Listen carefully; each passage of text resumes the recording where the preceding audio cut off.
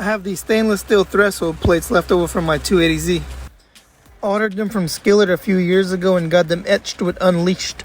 I was kind of looking for a reason to give them away and just so happened to hit 500 subscribers on the YouTube channel. It wouldn't make sense to sell these being I had my logo etched onto them. So, there we have it. There's nothing wrong with them aside from having a few little marks here and there. I don't believe I still have the hardware for them, but I can find some stainless steel screws to include. They will fit the S30 2-seaters, but I'm not sure about the 2+2 models. Had a chance to win these? Just subscribe and leave a comment. I'll reply back with a number and draw a winner on the 28th. The shipping cost will be taken care of by me. If you are already a subscriber, just leave a comment. I will log your number and name in an Excel spreadsheet. I'll use a random number generator from Google to see who will be the chosen one. A lot of you are going to comment to lose, but one of you won't.